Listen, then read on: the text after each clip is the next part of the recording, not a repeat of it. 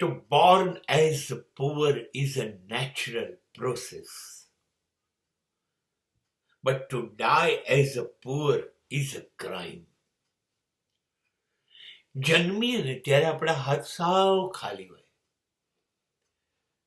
આપણે સાવ અશક્તિમાન હોઈએ, કશું કરી ના શકીએ, મા બાપ ઉપર આધારિત.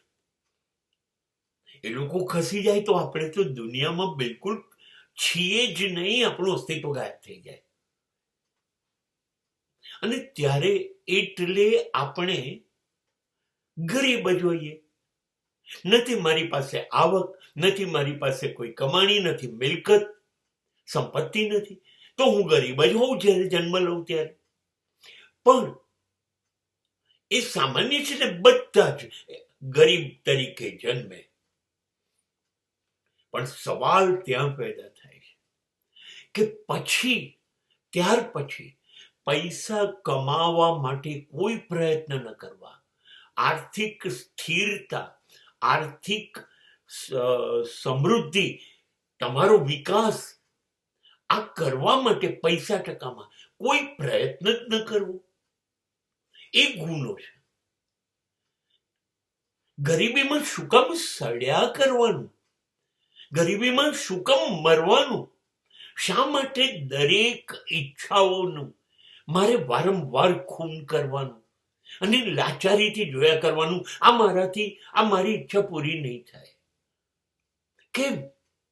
કેમ કે તમારી પાસે આર્થિક સગવડ નથી. હા, તો બધું થશે. ઊભા થાઓ,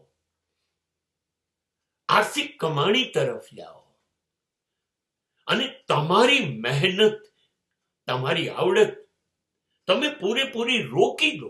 જુઓ, એવો કોઈ સમય નથી જેમાં તમારી મહેનતનું ફળ તમને ન મળે.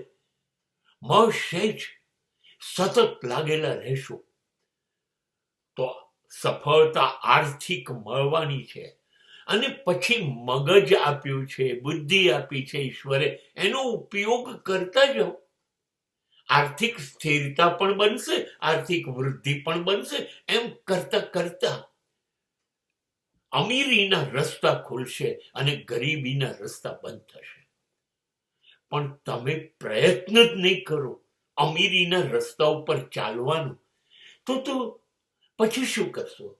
સડી સડીને મરશો ને. હા, માટે કહેવાય છે કે સડી સડીને મરવું, ગરીબ તરીકે મરવું, પોતાની ઈચ્છાઓનું ખૂન કરીને મરવું, એ ગુનો છે.